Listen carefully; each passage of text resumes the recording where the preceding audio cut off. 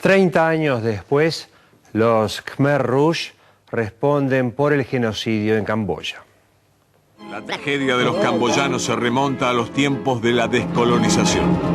Hasta la década del 50 formaba parte de la península de Indochina, bajo dominio francés. Pero la Segunda Guerra Mundial iba a modificar por completo el esquema político y el nuevo mundo surgido del mayor conflicto bélico del siglo XX. Se dividió en dos: capitalistas y comunistas. Ambos bloques, con sus respectivos actores, pronto saldarían sus diferencias con la sangre de los países periféricos.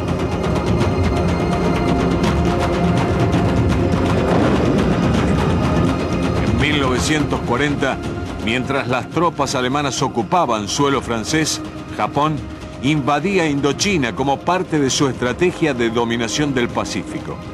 Tras la guerra, Francia intentó recuperar el control de esos dominios, pero debió enfrentarse a la insurgencia Viet Minh, una organización comunista que había sido apoyada por Estados Unidos en su resistencia contra los japoneses y que adoptó la bandera del nacionalismo vietnamita. La lucha duró hasta marzo de 1954 y desembocó en el surgimiento de Vietnam del Norte bajo dominio del Viet Minh y la República de Vietnam al sur con apoyo estadounidense, francés y británico. La dictadura camboyana estuvo comandada por Salot Sar, luego conocido como Pol Pot, secretario general de los Khmeres Rojos y primer ministro del régimen. De regreso a su tierra tras haber sido educado en Francia, Pol Pot se integró a la actividad política.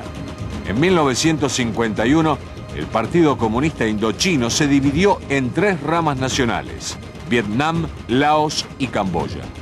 Este último dio origen al Partido Revolucionario Popular de Kampuchea, al que se unió Pol Pot. Al iniciarse la guerra de Vietnam, Camboya se declaró neutral, lo que no tardó en despertar la ira de Washington, que acusó al gobierno local de dar refugio al Vietcong.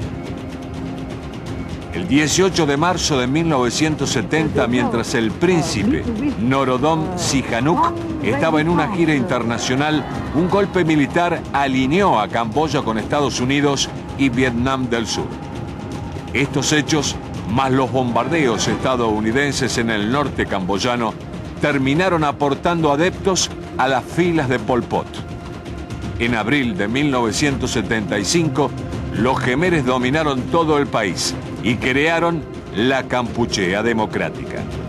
Desde ese año y hasta el 7 de febrero de 1979, el país sufrió la tortura, los campos de exterminio, las deportaciones y las hambrunas masivas que causaron la muerte de 2 millones de personas.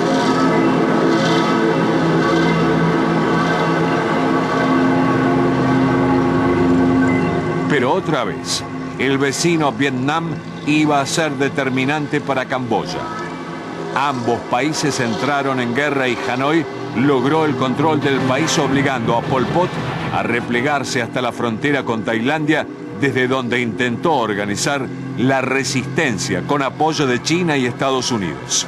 Desde su independencia en 1953, el reino de Camboya cambió varias veces de nombre.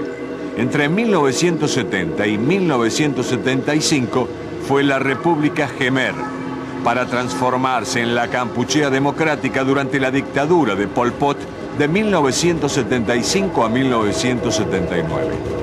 Bajo el control de Vietnam y hasta 1989, adoptó el nombre de República Popular de Kampuchea para volver a ser el Reino de Camboya desde 1993.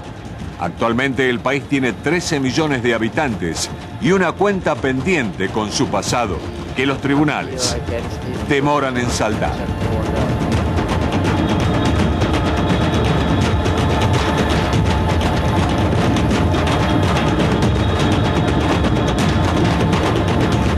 Me parece, Raúl, que el caso de Camboya tal vez es uno de los casos más extremos donde en nombre del socialismo se cometieron masacres las más aberrantes. Es más, estaba pensando mientras reveíamos este informe que tal vez deberíamos alguna vez hacer un informe sobre los gobiernos que en nombre del socialismo hicieron masacres, como en la Unión Soviética, lo que vimos en Camboya, en China mismo. O sea, ¿por qué en nombre del socialismo se liquidó tanta gente? Y en el caso concreto de Camboya, con esta revolución tan particular que planteaba quitar a la gente de las ciudades, llevarlas al campo. O sea, una política que no parecía tener ninguna lógica más allá de la construcción de un socialismo, como ellos decían, porque al fin y al cabo ellos decían actuar en nombre del socialismo precapitalista. Realmente fue muy loco lo que pasó en Camboya, lo que motivó además la invasión de Vietnam en su momento. Y la otra cosa que me dispara así el informe, porque al fin y al cabo nosotros, si bien tenemos preparados muchas cosas que vamos a decir, los propios informes nos siguen disparando cosas, es el hecho del juicio. Porque por lo general los juicios se están haciendo en contra de violadores de derechos humanos, efectivamente, de países del tercer mundo.